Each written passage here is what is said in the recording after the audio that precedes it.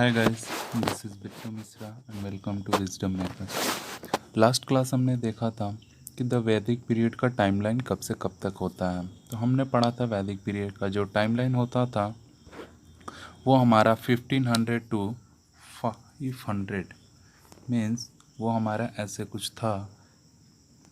1500 to 500 के बीच में हमारा ये टाइम पीरियड आता था वैदिक पीरियड। ठीक है, तो इसमें दो पीरियड होता था।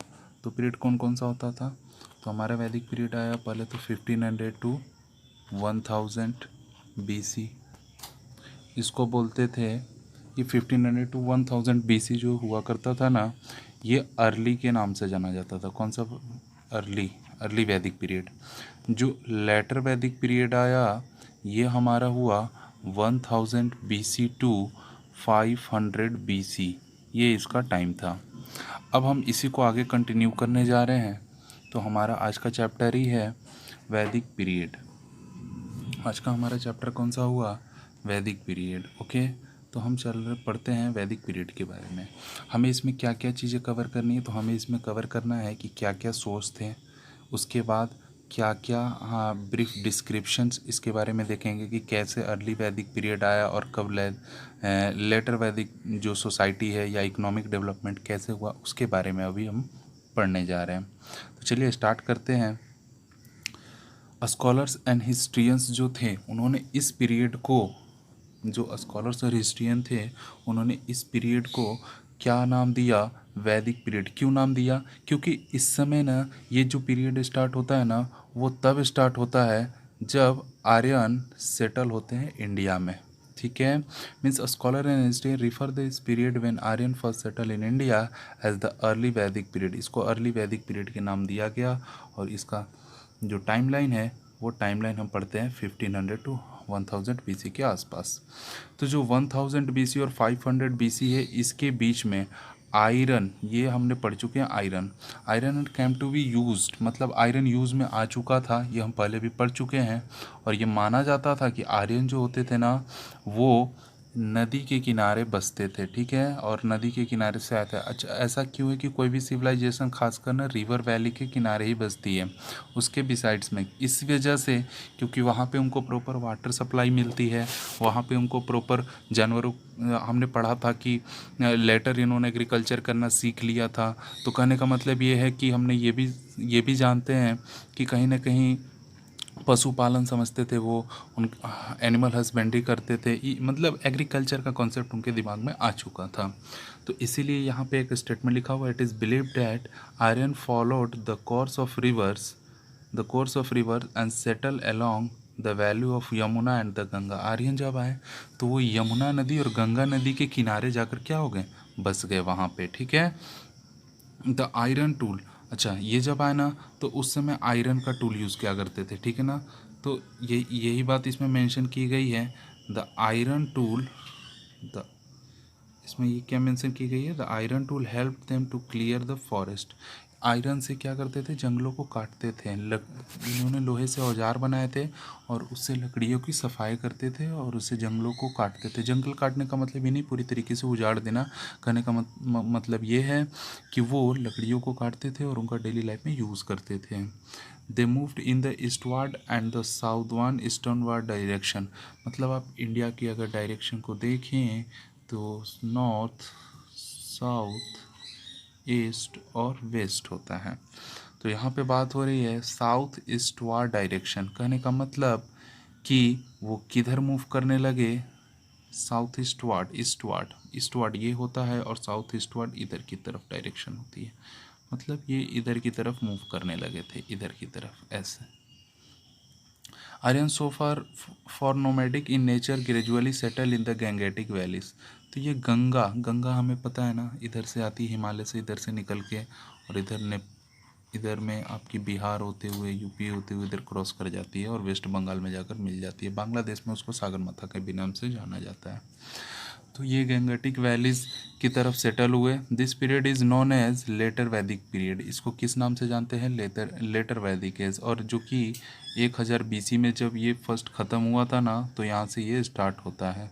मीन्स इसको दो भाग में बांटा गया था वैदिक पीरियड को। मैंने पहले भी डिस्कस करके बताया है कि एक होता है अर्ली वैदिक पीरियड और दूसरा होता है letter Vedic period. The culture of this period is refer, इनका जो कल्चर होता था, इस पीरियड का जो कल्चर होता था उसको वैदिक कल्चर के नाम से जानते थे। सीधी सी बात है, जो पीरियड होगा उसी के नाम पे कल्चर पड़ता था, क्योंकि it was based on the वैदिक टेक्स्ट। तो ये वैदिक टेक्स्ट पे बेस्ड था। वैदिक मतलब वेद की जो संरचना पढ़ते हैं उसके बारे में है। अब ये यहाँ के सोर्स क्या क्या हैं, कैसे पता चला इनके सोर्सेज क्या क्या हैं, उसके बारे में पढ़ना है हमें, ठीक है। क्या क्या सोर्स है, तो पहला आता है लिटरेरी सोर्स। याद करिए, मैंने आपको फर्स्ट क्लास में बताया था कि लिटरेरी सोर्सेज क्या होते हैं, जो हमें गिवन या लिखे हुए मिल जाए, ठीक है। वैदिक टेक्स्ट में भी divided into two broad chronicle groups. The early Vedic text, हमने पढ़ा है कि अर्ली वैदिक टेक्स्ट का टाइम पीरियड ये होता था।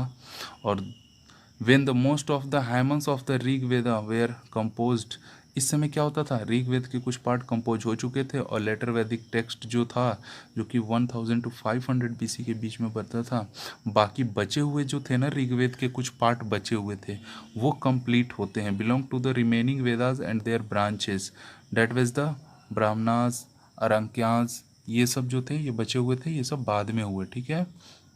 उसके बाद इधर आ जाएं तो इधर हम देखेंगे ना, तो इधर हमें क्या मिलेगा, उपनिषद, ये सब मिले हमें, ठीक है। The two period corresponds to the two phases of Aryan expansion in India. इन्होंने क्या बनाया, वो कहने का मतलब ये है कि जो अर्ली वैदिक पीरियड था और जो लेटर वैदिक पीरियड था, इसमें क्या हुआ, आर्यंस का एक्सटेंशन हुआ, ठीक है। इसमें आर्यंस का क्या हुआ, एक्सटेंशन हुआ, मतलब आर्यन यहाँ आते गए और बढ़ते ही गए धीरे धीरे, ठीक है। ये बात यहाँ पे क्लियर होती है। चलिए आगे की तरफ बढ़ते हैं। The social economic and political and religious aspects की बात करें, social economic political religious aspect की बात करें लोगों का, तो वो धीरे धीरे क्या होने लगा, वो धीरे धीरे कनेक्टेड होने लगा, मतलब कि चेंज होने लगा। अगर बात करें तो हम रिफ्लेक्ट दिखने भी लगा वो वैदिक लिटरेचर में, मतलब वैदिक लिटरेचर में जो वेद हम पढ़ते हैं ना, उसमें ये सब जानकारियाँ गिवन है, दी हुई हैं कि कैसे आर्यंस आए और क्या क्या हुआ, ठीक है। इसलिए वेद जो हो गया वो क्या हो गया, एक स्टोर हाउस समझते हैं जहाँ पे चीज़ों को अच्छे ढंग से संभाल के रखा जाता है। तो ये किस चीज़ का स्टोर हाउस हुआ, नॉलेज का, मतलब जो भी हम नॉलेज गेन कर रहे हैं ना, वो कहाँ पे मिलेगा हमें, वेद में, वेद में इन सब बातें लिखी हुई हैं। The Vedic literature was written इन संस्कृत, और ये जो वेद में जो स्क्रिप्ट लिखे हुए वो सभी के लैंग्वेज क्या है, संस्कृत में, क्योंकि संस्कृत दुनिया की पुरानी लैंग्वेजेस में से एक है। और वेद जो टर्म है, the term Veda has been derived from the Sanskrit word which means knowledge. ध्यान देने वाली बात है कि वेद का मतलब ही होता है संस्कृत में क्या, नॉलेज, ठीक है। अगला है वैदिक literature is divided into two parts. वैदिक लिटरेचर को देखें तो कितने पार्ट में डिवाइडेड है, टू पार्ट्स में वैदिक लिटरेचर हमारा ऑलरेडी डिवाइडेड है, ठीक है। कौन से दो पार्ट्स हैं वो, तो आगे देखते हैं उसको। तो पहला जो नाम आता है वो श्रुति और स्मृति, ये दोनों नाम याद रखना है। वैदिक लिटरेचर दो पार्ट में डिवाइडेड है, श्रुति एंड स्मृति। तो ये माना गया कि जो श्रुति होता था ये किसकी पूजा, revealed the sages by God and they pass on that knowledge orally from generation to generation. मतलब कि जो मौखिक आप समझते हैं, ओरली वर्बली, वो नॉलेज वर्बली पास करना, वो आती है श्रुति। श्रुति का हिंदी में मतलब ही होता है कि सुनकर, ठीक है ना, नॉलेज को पास करना। ऑन द अदर हैंड, दूसरे साइड में अगर हम देखें तो स्मृति, स्मृति का मतलब होता है कि by literature is composed by the rishis, मतलब कि कहीं ना कहीं आपने जो चीज़ें सुनी है, ठीक है, भगवान के बारे में जो भी, एक नॉलेज से दूसरी नॉलेज, एक एक एक पर्सन अपनी नॉलेज को दूसरे को बांटता है, और ओरली वर्बली तो उसको बोलते श्रुति। लेकिन जब ये ऋषिज के द्वारा ये लिखा जाता था ना, कंपोज किया जाता था ऋषि मुनियों के द्वारा, ऋषिज के द्वारा, तो उसको बोलते थे स्मृति, ठीक है। आगे देखते हैं। द वैदिक लिटरेचर जो है इनको बांटा गया है बहुत सारी कैटेगरी में, ध्यान में रखने वाली बात है। तो 4 वेद होते हैं हमारे, ये याद रखिएगा, हर एक एग्जाम में पूछे जाते हैं। ऋग्वेद, सामवेद, यजुर्वेद, अर्थवेद, ठीक है, ये होते हैं। और जो है ना, इनके कुछ कुछ क्या है, इनके कुछ कुछ संहिताज भी हैं, ये भी ध्यान देने वाली बात है। कहने का मतलब ये हुआ कि 4 वेद हैं हमारे। 4 वेद कौन कौन से हैं? ऋग्वेद, सामवेद, यजुर्वेद एंड अर्थवेद। ये चारों याद रखने हैं। Brahmins attach to each Samhita.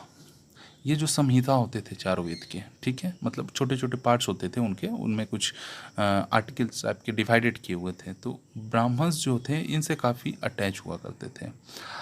आरंक्यास and उपनिषद, ये कैटेगरीज हैं जिनमें क्लासिफाई किया गया है वैदिक लिटरेचर को। अब हम पढ़ेंगे सबके बारे में वन बाय वन। तो पहले आएंगे, चूंकि 4 वेद में कैटेगराइज किया गया है, तो पहला आता है द वेदास। और वेद में सबसे पहला वेद हमने पढ़ा अभी तुरंत, वो क्या है? ऋग्वेद। ठीक है, ऋग्वेद के बारे में जानते हैं। ये it is the oldest religion text in the world and is therefore known as the first testament of mankind. कहने का मतलब यह है कि ये सबसे पुरानी जो रिलीजियस टेक्स्ट लिखी जाती थी ना, जो धार्मिक हम लोग बातें लिखते थे, रिलीजियस टेक्स्ट लिखते थे, तो इसमें ये पहला आता है जिसका नाम है ये, ठीक है, जो क्या है हमारा? Rigveda. It is divided to 10 mandalas. ये 10 मंडल में डिवाइडेड है। कितने मंडल में? 10 मंडल्स में डिवाइडेड है। और ये माना जाता था कि अर्ली वैदिक पीरियड के टाइम में इसको लिखा गया था। मैंने बात कही थी अभी थोड़ी देर पहले कि जो अर्ली वैदिक टाइम था उसी टाइम, अर्ली वैदिक टाइम का मतलब याद रखिएगा, मैं आपको श्योर करता हूँ कि आपको याद हो जाएगा। देखिए कैसे, 1500 टू कितना था? हाँ, वेरी गुड, 1000 BC के आसपास था। ठीक है, तो अर्ली वैदिक टाइम में ये इसकी कंपोजिशन हो चुकी थी लगभग। कुछ पार्ट्स बचे थे जो बाद में हुए होंगे। The hymn are the dedicated by the sages of the god, they were pass the orally. मैंने बात की थी अभी, क्या? श्रुति। श्रुति का मतलब ही है ओरली। ओरली का मतलब टीचर और डेसिपल्स। डेसिपल्स का मतलब होता है उसको सुनने वाले। तो टीचर्स के कुछ प्रिंसिपल होते थे जो अपने ज्ञान को दूसरे को देता था, तो वो ओरली देता था, कहीं भी रिटेन सोर्स और ऐसे कुछ नहीं होते थे। ठीक है, चलिए, तो अब आगे बात करते हैं इसके बारे में। यहाँ पे हम देखेंगे कुछ ऋषि मुनि है परफॉर्म कर रहे हैं। सेजेस परफॉर्मिंग योजना, मतलब कुछ ऐसा है कि यहाँ पे कुछ हवन भी कर रहे हैं, कुछ बातों को कर रहे हैं, मतलब एक ओरली जो अपनी विचारधारा होती है, ज्ञान होता है, उसको प्रकट किया जाता है यहाँ पे। आगे बात करते हैं, तो आगे हम चलते हैं। The Rig Vedic hymns are the authentic sources of knowledge for the life of people of that time. तो ऋग वेद में जो है ना कुछ प्रिंसिपल्स दिए गए थे जो कि एक अच्छे खासे सोर्स होते थे नॉलेज के लिए। वहीं से लोग नॉलेज भी लेते थे, और ये मतलब एक प्रकार का सोर्स है जो कि हमें नॉलेज प्रोवाइड करता था कि उस टाइम के लोग कैसे अपनी लाइफ को एक्सपेंड करते थे। Much of the Indian philosophy is based on the Rigveda. बहुत सारे फिलोसफर जो आज बात करते हैं वो कहीं ना कहीं ऋग्वेद से ही डिराइव्ड है, उसी से रिफर करता है। गायत्री मंत्र का आपने नाम सुना होगा, ओम भूर्भुवस्सुवः तत्सवितुर्वरेण्यं भर्गो देवस्य धीमहि धियो न प्रचोदयात्। तो ये जो गायत्री मंत्र है ना, ये काफ़ी ज़्यादा फेमस मंत्र है, और माना ऐसा जाता है कि ये जो ऋग्वेद है इसमें इस गायत्री मंत्र के बारे में दिया गया है, लिखा गया है पूरी की पूरी, कि इसका मतलब क्या होता है। ठीक है, तो ये जो गायत्री मंत्र हम सुनते हैं या जो हम जानते हैं, ये ऋग्वेद में इसका उल्लेख है, ये वहाँ पे रिटन सोर्स के रूप में है। चलिए आगे बढ़ते हैं। सेकंड जो हमारा था वो सामवेद था। ऋग्वेद के बाद क्या आता है? सामवेद। साम का, इसको इंग्लिश में सामा लिखा हुआ है, बट इसको हिंदी में साम पढ़ते हैं। साम मीन्स स्वीट सॉन्ग, बहुत ही मधुर मेलोडी। ठीक है, तो इसीलिए ये जो वेद है ये ऋग्वेद से डिराइव्ड है, चूँकि सबसे पहले ऋग्वेद आया था, उसके बाद ये, तो कुछ प्रिंसिपल्स इसके डिराइव्ड है ऋग्वेद से।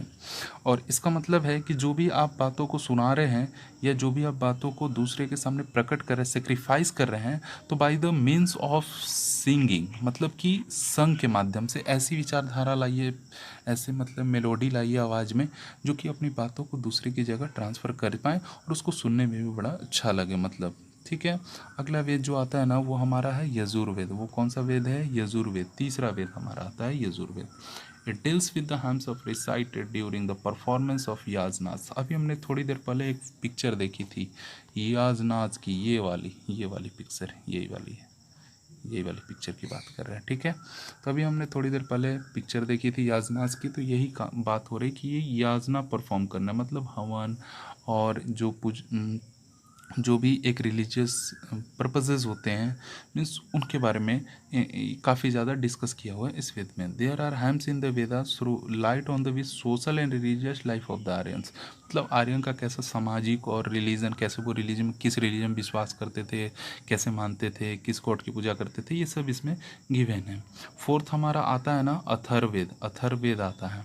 अथर्ववेद इसके बारे में डिस्कस करते हैं। तो देखिए अथर्व का मतलब ही होता है कि जो मैजिक से बना हो, मैजिक और चार्म से बना हो, मतलब इन सब में इसका उल्लेख है, ठीक है।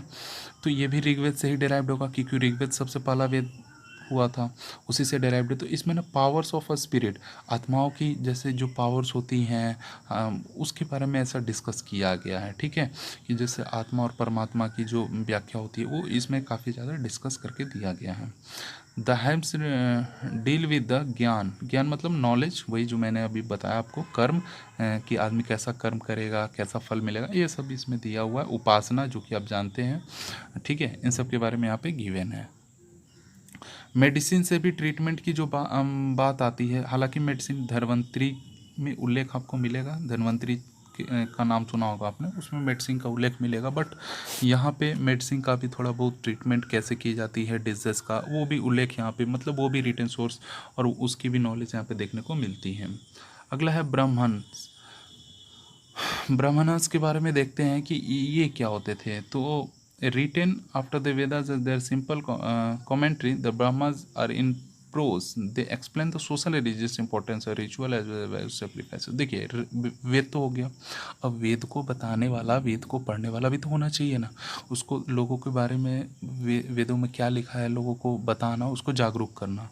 तो ये इनका काम होता था। ये क्या काम करते थे, ये यही करते थे, प्रोज पोएट्री करते थे और उससे उनको बताते थे लोगों को, ठीक है, कि ये चीज़ लिखा हुआ है, ऐसे लिखा हुआ और ये करना चाहिए, इसके बारे में ये लोग ऐसे बताया करते थे। चलिए आगे देखते हैं। तो ब्रह्मनाज में आते हैं अब आगे आगे।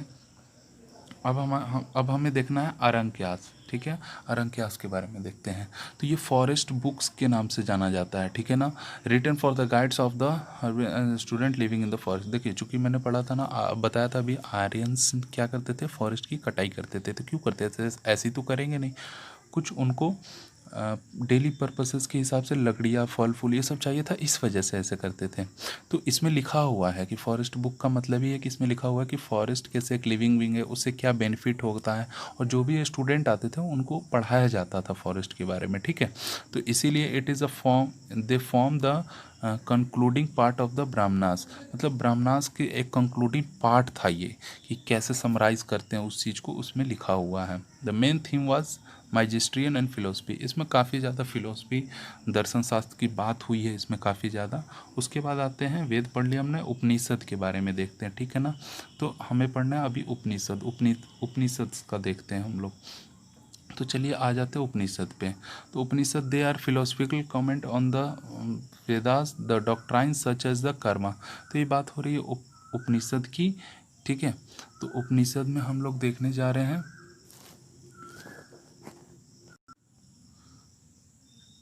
चलिए आते हैं देखते हैं उपनिषद। उपनिषद के बारे में देखते हैं।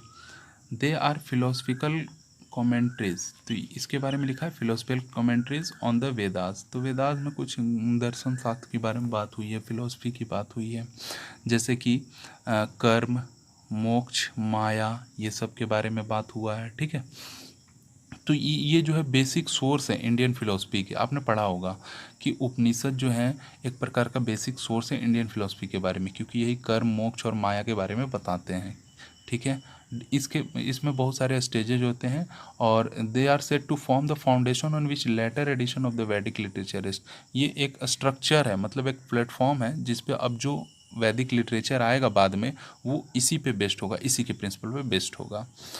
तो आगे देखिए इसके प्रिंसिपल्स को देखते हैं कि नेक्स्ट जो है वो हमसे क्या बोला जा रहा है, ठीक है। चलिए आइए देखिए।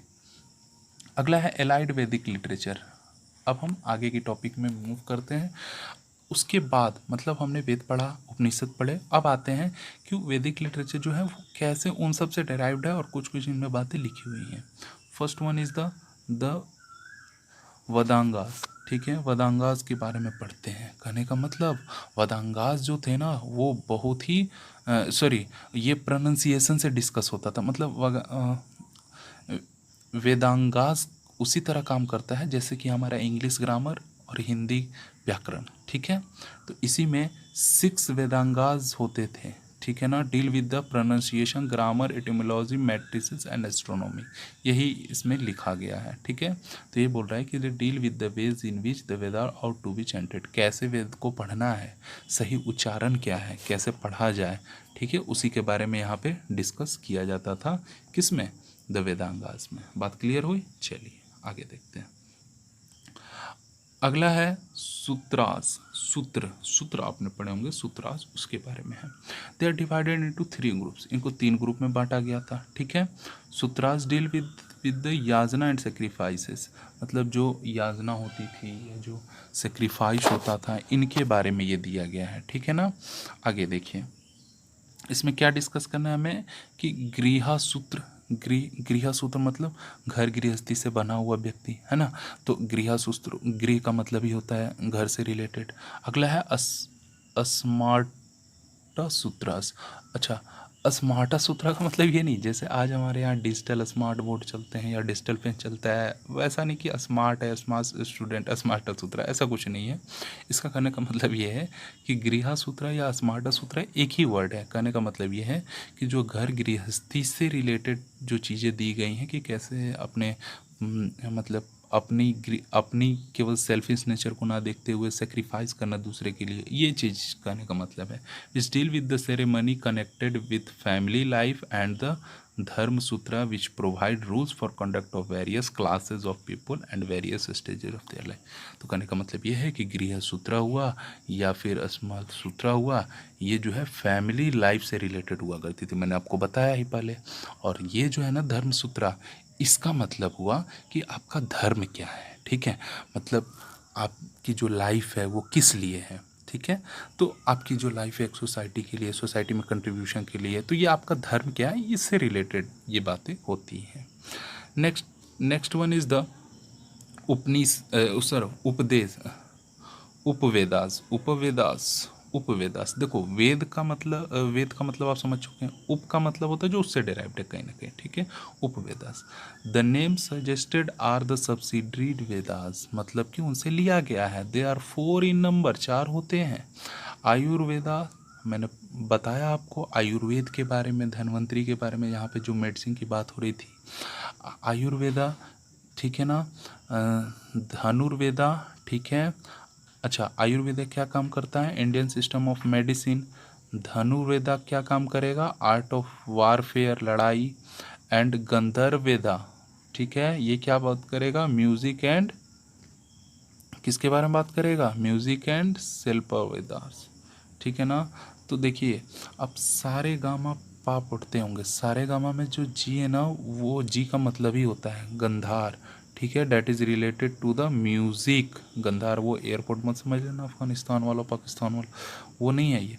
गंधक का मतलब ही है, गंधार का मतलब ही है म्यूज़िक से रिलेटेड। और शिल्प आप समझते हैं, हिंदी में शिल्प का मतलब होता है आर्ट एंड आर्किटेक्चर से रिलेटेड। ओके, यहाँ तक क्लियर हुआ? चलिए आगे बढ़ते हैं। नेक्स्ट हमारा है दर्शनास। आपने हिंदी में सुना होगा दर्शन शास्त्र। दर्शन का शास्त्र का मतलब क्या होता है? दर्शन शास्त्र का मतलब ही होता है जो योग हो गया, या जो आप कुछ भी मतलब जैसे कि कुछ नाटक, ये सब जो प्रतीत करते हैं, ये दर्शन शास्त्र में ही आते। तो कहने का मतलब ये है कि हम पढ़ते हैं दर्शनास। तो 6 school of Indian philosophy known as 7 Darshanas के नाम से जानते थे, जैसे कि नैना दर्शन, वैशिका दर्शन, संख्या दर्शन, योगा, पूर्वा मीमांसा एंड उत्तर मीमांसा, ठीक है। ये इनके 6 कैटेगरी में, 6 स्कूल में इंडियन फिलोसफी के हिसाब से बांटा गया था, ठीक है। चलिए अगला आते हैं दर्शन शास्त्र। तो मैंने आपको बताया दर्शन शास्त्र, अभी थोड़ी देर पहले वो इसमें पढ़ेंगे। The law book called the Darshan Shastra Sutras, Darshan Sutras and Smritis together with their commentaries are called Darshan Shastra. कहने का मतलब ये है कि जो बुक होती थी, लॉ बुक होती थी, ठीक है, धर्म सूत्र लॉ बुक जिसको धर्मसूत्रा के नाम से जानते हैं, ठीक है, एलोंग विथ स्मृति जो रिटेन होता था उसमें जो बात करते थे हम लोग, उसी को किस नाम से जानते हैं, धर्मसूत्रा के नाम से जानते हैं, ठीक है ना। They lay down the duties, okay, for the different classes of the people as for the kinds and their official Manu स्मृति का आपने नाम सुना होगा, ठीक है ना। मनु स्मृति की बात करते हैं, मनु स्मृति, ठीक है, मनु स्मृति का आपने नाम सुना होगा, ठीक है, ये काफ़ी इंपॉर्टेंट पॉइंट है, इसको अंडरलाइन करना है। Gives the description of Hindu code for the law including the varnas, the caste and the ashram. आश्रम और कास्ट के बारे में कुछ हिंदू के कोड बनाए गए हैं, डिस्क्रिप्शन ऑफ हिंदू कोड, ये लॉ बनाया गया है, ये मनु स्मृति एक बुक है उसमें लिखी गई है, सीधी सी बात है। अगला आते हैं, अगला हमें देखना है अष्टाध्यायी, ठीक है। अष्ट का मतलब होता है, आपने सुना होगा संस्कृत में अष्ट का मतलब क्या होता है, 8, तो Ashtadhyayi. It is a treatise on the Sanskrit grammar bye Panini. अच्छा, एक चीज़ और, बुक हमेशा पूछता है कौन सी बुक किसके द्वारा लिखी गई, तो इससे पहले वाली भी डिस्कस करते हैं। मनु स्मृति मनु के द्वारा लिखी गई थी। आगे आते हैं अष्टाध्यायी। अष्टाध्यायी जो है वो पाणिनि के द्वारा लिखी गई है, इस बात को ध्यान में रखना है। अष्टाध्यायी के राइटर जो हैं वो कौन है, तो पाणिनि है, ये ध्यान रखना है। और इसमें जो है roots of the word and the context in which they are used in Vedic literature, मतलब जो रूट्स हैं कैसे यूज़ होते हैं वर्ड्स को, उनके बारे में यहाँ पे बताया गया है। Next is the इपिक्स। अब इपिक्स के बारे में देखते हैं, ये इपिक्स क्या होते हैं, ठीक है। तो इपिक्स आप जानते हैं 2 ही हैं, first one is the Ramayana, सबसे पहला है रामायण, और दूसरा आता है महाभारत, ठीक है। रामायण, तो हमें क्या पढ़ना है, एपिक्स के बारे में। एपिक्स रामायण और महाभारत होते हैं, रामायण के बारे में आ जाते हैं। रामायण जो है ये एक्चुअली संस्कृत में लिखा गया था, ठीक है, और ये महर्षि वाल्मीकि आपने सुना होगा, तो महर्षि वाल्मीकि के द्वारा ही ये काम किया गया। Sanskrit version is said to be the work of Maharshi Valmiki. Sanskrit version में लिखने वाले कौन थे, महर्षि वाल्मीकि थे। वाल्मीकि के बारे में आपने सुना होगा, ठीक है, पहले डाकू हुआ करते थे, ठीक है ना, जंगलों में, बाद में इनको ज्ञान आया और ये चूँकि इनको बोला जाता था सबसे मूर्ख व्यक्ति थे, लेकिन बाद में यही देखो इन्होंने रामायण के रचयिता के नाम से इनको जाना जाता है, रामायण रच दिया इन्होंने, रामायण लिख दी इन्होंने। The story of Ramayan revolves around Ram and the abduction of his wife. आप जानते हैं राम की ही कहानी है, राम और रावण, सीता, लक्ष्मण, हनुमान, सुग्रीव सब आते इसमें और पुरानी यादें ताज़ा करके जाते हैं। Ramayan revolves around the Rama and the abundance of his wife Sita and the demon king Ravana. आप जानते हैं कि राम और इनके बीच में लड़ाई हुई थी, रावण के बीच में, सीता हरण को लेकर। The battle between Ram and Ravan, the devotional love showed by the brother tell the Ram was the oldest of the 4 son of Dashrath. Dashrath के 4 राजा दशरथ थे, इनके 4 पुत्र थे। तो आपको पता ही है दशरथ के 4 पुत्र कौन कौन थे, राम, लक्ष्मण, भरत एंड शत्रुघ्न, यही 4 पुत्र थे लक्ष्मण के, दशरथ जी के। जो राजा दशरथ थे, ये वही राजा दशरथ है जिनके हाथों के द्वारा जो श्रवण कुमार, जो कि काफ़ी ज़्यादा आज्ञाकारी माता पिता के, वो मारे गए थे पानी लेते समय नदी के किनारे, जब वो पानी लेकर जा रहे अपने माता पिता को पिलाने के लिए। तो इन्हीं दशरथ के द्वारा दशरथ जी को लगा कि कोई हिरन है जिसका शिकार करने के लिए उन्होंने बाण चलाई और वो बाण जाकर लगती है श्रवण को। चलिए देखते हैं। 4 sons of Dashrath, the ruler of Ayodhya, he had queens. Rama was the son of the eldest queen Kaushalya. चूँकि दशरथ की 4 पत्नियां थी और राम जो थे सबसे बड़ी पत्नी कौशल्या के बेटे थे, ठीक है। was the heir apparent to the throne, और चूँकि उत्तराधिकारी के शासक एक्चुअली यही थे, बाद में बने। After Rama was the married to the Sita, बाद में राम की शादी सीता से होती है। And he was to be installed as the king, बाद में इनको राजा बनाया जाता सबसे लास्ट में, जब वो 14 वर्ष का वनवास काट के हटते हैं। At this junction king Dashrath other queen Kaikeyi reminded him to promise he made earlier to grant her wish. Kaikeyi wanted her sir Bharat to be the king. आप जानते हैं कहानी की, जब राम को शासन मिल रहा था तो इनकी जो पत्नी थी कैकई, इन्होंने जो एक, चूँकि राजा दशरथ ने उनको प्रॉमिस किया था कि तुम कोई भी वचन मांगोगी तो मैं पूरा करूँगा। तो अंत में उसने अपनी वचन मांगी, उन्होंने अपनी वचन मांगी और बोला कि राम को 14 वर्ष का वनवास दे दो और मेरे बेटे भरत को यहाँ का किंग बना दो, अयोध्या का। ये बोला था उन्होंने। और ऐसा क्यों बोला था? क्योंकि दशरथ जी ने एक प्रॉमिस किया था। और वो कब किया था? एक बार एक घटना हुई थी कि युद्ध के मैदान में दशरथ जी का जो रथ का पहिया था वो टूट गया था। तो और कैकेयी ने उनकी जान बचाई थी कैसे भी करके। तो इसीलिए उन्होंने उनसे शादी की और एक प्रॉमिस, एक वचन का मांग किया। तो कैकेयी ने बोला कि जब समय आएगा तो मैं वचन ऐसा मांग लूँगी। यही कहानी थी और कुछ ज़्यादा डिटेल नहीं पढ़ना, हुआ हमारे एग्ज़ाम का पार्ट नहीं है। चलिए आगे बढ़ते हैं। तो इनको 14 साल की वनवास दे दी गई और राम सीता के साथ और लक्ष्मण के साथ चले जाते हैं वनवास। वनवास जाते हैं, वहाँ पे भटकते भटकते सीता हरण हो जाती है और फिर वो भटकते भटकते राजा सुग्रीव से मिलते हैं और सुग्रीव से मित्रता करते हैं। फिर सुग्रीव की जो भाई होता है बाली, उसको मार दिया जाता है राम के द्वारा ही और उसका संहार किया जाता है। फिर सुग्रीव और लक्ष्मण सुग्रीव और हनुमान जी, जो कि सुग्रीव की सेना में ही सेनापति थे, तो इनके साथ मिलकर ये लोग फिर वहाँ लंका जाते हैं। फिर वहाँ विशाल लड़ाई होती है, लंका जीत आते हैं। फिर 14 वर्ष बाद राम जी घर आते हैं, फिर वो राजा बन जाते हैं और ये कहानी भी चलती रहती है। फिर चलिए आगे देखते हैं महाभारत के बारे में। Mahabharata believe to be the work of the sage व्यास।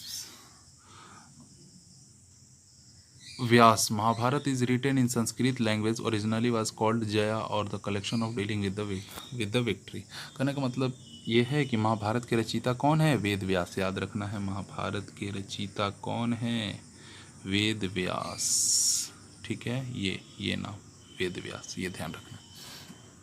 तो ये संस्कृत में ही लिखा गया था, पहले सब संस्कृत में लिखा जाता है और इसको ना जया के नाम से जाना जाता था। जय, जय आप जानते हैं ना, जय हिंदी में मतलब जय पराजय, वही वाला जय। ठीक है, और the collection dealing with the victory, victory से रिलेटेड जय, वही उसी को हिंदी में बोलते हैं। ठीक है, it came to be known as Bharat. Bharat है, इसको बाद में भारता लिखा गया, लेकिन चूंकि ये बहुत बड़ा भारता था इसीलिए महाभारता लगा दिया गया। Because it contains a story of descendants of one of the earliest Vedic tribes called the Bharata. The final complement came to be known as the Mahabharat. इसको बाद में क्या नाम दे दिया गया? महाभारत। फिर भागवत गीता की बात करते हैं, ठीक है ना, जो कि एक आल्सो पार्ट ही है महाभारत का। Is one of the most popular religious text considered sacred by the many people. Bharat में बहुत लोग, भारत में क्या हिंदू समाज में ही मतलब कि भागवत गीता को बहुत ही पॉपुलर माना गया, रिलीजियस बुक माना गया है एक प्रकार से। अब आते हैं the interest in the self might conflict with the duty and the what ever the such and. अच्छा, भागवत गीता में कृष्ण के उपदेश लिखे हुए हैं, कृष्ण जी ने क्या उपदेश दिए थे, ये सब बहुत सारी चीज़ें लिखी हुई हैं। कैसे आप अपने जीवन को सुखीपूर्वक जी सकते हैं और कैसे मतलब कैसे आत्मा जो है वो मरती नहीं है, ठीक है, वो केवल शरीर मरता है, ये सब बातें इसमें डिस्कस की गई हैं। Next is the importance of the इपिक्स। अच्छा, जो ये इपिक्स पढ़ते हैं आखिर क्या यूज़ है? ये तो लोग रहे नहीं, तो क्या यूज़ क्या है?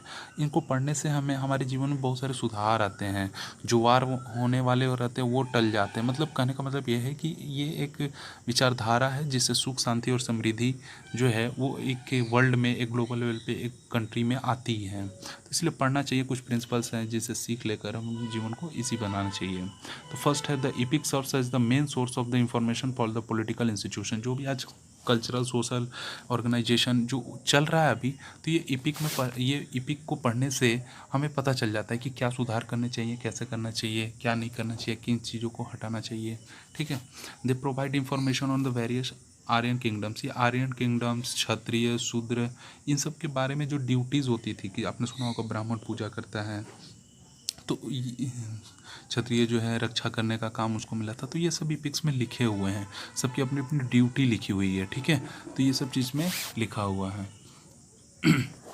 नेक्स्ट, और ये भी चीज़ लिखा हुआ है कि अपने देश के लिए, अपनी जनता के लिए सेक्रीफाइस करना अपने जीवन का, ठीक है ना, ये एक वॉरियर का उद्देश्य होना चाहिए लाइफ का। The epic are considered the finest literary work in the ancient period and are acclaimed at their literary and philosophical level। तो कहीं ना कहीं epics जो है ये एक बहुत ही अच्छा स्रोत है हमारे जीवन के लिए, जो कि हम पीछे की पीरियड से, एंशियंट पीरियड से सीखते हैं और उसको डेली लाइफ में अभी सुधार करके जीते हैं। They reveal the high ideas of the family life of the Aryans. ये आर्यंस कैसे रहते थे, क्या करते थे, उनकी लाइफ के बारे में अच्छे खासे एपिक्स में दिए रहते थे। ठीक है, आते हैं नेक्स्ट। महाभारत की जो डिस्कस किए थे उसके बारे में भी है। द किंग्स, अभी हमने रामायण तो पढ़ लिया, महाभारत का भी डिटेल अभी पढ़ना होगा थोड़ा बहुत। The king of the Hastinapur Dhritarashtra and the 100 sons known as the Kaurav. आपने सुना होगा कौरव, ठीक है ना। अच्छा, आपने सुना होगा धृतराष्ट्र का, ठीक है, और 100 उसके बेटे थे, 100 सन थे, सोचो कौरव। ठीक है, तो इनके इनके बीच की कहानी है कि हस्तिनापुर एक जगह थी। ठीक है, धृतराष्ट्र मतलब उनको दिखता नहीं था। ठीक है, तो उनके 100 बेटे थे कौरव, और धृतराष्ट्र के जो ब्रदर हुआ करते थे पांडव। ठीक है, पांडव, ठीक है, जिसको यहाँ पांडु लिखा हुआ है, हालांकि ये पांडव कहलाते थे। ठीक है, और ये पहले मर चुके थे। धृतराष्ट्र के जो भाई थे पांडु, ठीक है ना, सॉरी ये पांडु ही था, हाँ हाँ ठीक ठीक याद आया। Who had died earlier had 5 sons. इनके 5 बेटे थे, पांडव बाद में नाम पड़ा। बात सही है। बात ये हुई थी कि धृतराष्ट्र थे और एक इनके भाई थे पांडु। तो धृतराष्ट्र के 100 बेटे थे और इनका नाम था कौरव। ये कौरव के नाम से जाने जाते थे। पांडु जो थे इनके 5 बेटे थे और इन पांचों को पांडवास कहा जाता था। ये ध्यान रखने वाली बात है। ठीक है, चलिए। In course of time Dhritarashtra name the eldest Pandava Yudhishthir. देखिए, पांडव का जो नाम हुआ ना, उसमें क्या नाम पड़ा, युधिष्ठिर। ठीक है, जो कि सक्सेसर था, उत्तराधिकारी, एल्डेस्ट। ठीक है, सबसे बड़ा पांडव। दिस एंग्रीड दुर्योधन। और इससे कौन गुस्सा गया भाई, इससे कौन सा खुश नहीं था, तो जो कौरव थे ना उसमें एक था दुर्योधन। ठीक है, कौरव में सबसे बड़ा था। देखिए, ये उससे खुश नहीं था क्योंकि वो तो उसके भाई का बेटा था ना युधिष्ठिर, तो ये दुर्योधन तो इसका खुद का बेटा था। तो ये गुस्सा था कि आपने भाई को, बेटे को, मेरे कजन को कैसे उत्तराधिकारी बना दिया और मुझे क्यों नहीं बनाया। Once during a game of dice, तो ऐसे हुआ, एक बार गेम चल रहा था, जो लूडो गोटी होता है ना, पहले लूडो ही होता था ऐसा। Yudhishthir and the eldest Pandava lost his game as well as the Draupadi to Duryodhana. मतलब हुआ क्या कि युधिष्ठिर जो था, युधिष्ठिर कौन था, ये सक्सेसर होने वाला, जो कि अच्छा व्यक्ति था पांडव का, ये गेम हार गया और गेम हारने में अपनी पत्नी को दांव पे लगा दिया। दांव पे लगाने का मतलब कर्ज में रख देना। ठीक है, जिनका नाम क्या था, द्रौपदी। ठीक है, बात आप जानते हैं कि चीर हनन का मामला आता है, मतलब, ठीक है, और कृष्ण जी आकर ये सब सही करते हैं। सॉरी, तो Draupadi Duryodhan in accordance with the term of the agreement the Pandavas. होता क्या है ऐसा कि एक एग्रीमेंट होता है जिसमें ये सब बातें बताई गई हैं कि in accordance with the term of the agreement the Pandavas has to go into exile. अब देखिए, अब जो बात हो गई अब वो तो मानना पड़ेगा। ठीक है, आफ्टर जैसे ही ऐसा हुआ, जो ही गेम कंप्लीट होता है, Pandava ask the Kaurav to return their kingdom. अब देखिए, पांडवों ने क्या बोला कि मुझे मेरा किंगडम रिटर्न करो, बट दुर्योधन रिफ्यूज़ कर दिया, बोला कि नहीं करेंगे किसी भी कीमत पे, तुम्हें लड़ाई चाहिए लड़ाई कर लो। और फिर इसीलिए बाद में लड़ाई होती महाभारत की। ठीक है, क्योंकि अपने साम्राज्य को हार जाते, अपनी पत्नी को हार जाते हैं, तो उसको पाने के लिए, साम्राज्य को पाने के लिए ये बाद में एक लड़ाई लड़ते हैं जिसका नाम है महाभारत। इस असत्य पे सत्य की लड़ाई होती है। ठीक है, अर्जुन जो कि एक पांडव था, अर्जुन जो कि एक पांडव थे, ठीक है, वॉज इलेक्टेड टू फाइंड। ये लड़ाई करने के लिए बाध्य हो गए थे क्योंकि इनको अपना राज्य चाहिए ही चाहिए था कैसे भी।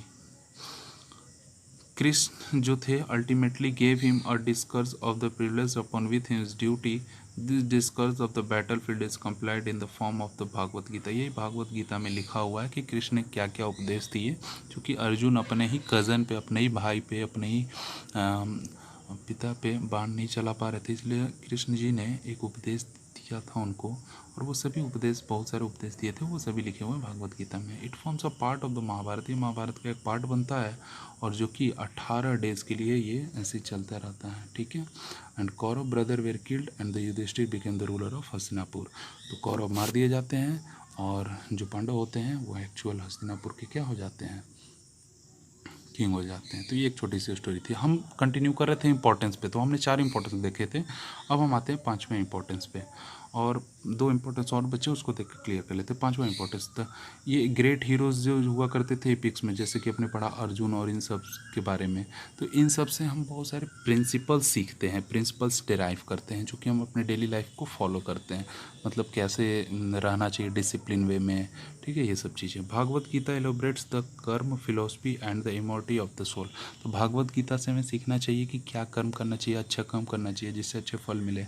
और क्या है कि कभी शरीर मर जाता है लेकिन उसकी आत्मा जो है वो हमेशा लोगों के दिलों में जिंदा रहती है, या एक सोर्स बन के वो घूमती रहती है, ठीक है। मतलब कहने का मतलब यही है कि लोग उसको अच्छे से याद रखते हैं, अच्छे पर्सन को। ठीक है गाइस, तो अगला जो पोर्शन है द आर्कोलॉजिकल सोर्सेज, ये हम लोग कवर करेंगे नेक्स्ट वीडियोज़ में। और तब तक आप पढ़ते रहिए, चैनल पे बने रहिए, लाइक और सब्सक्राइब करते रहिए।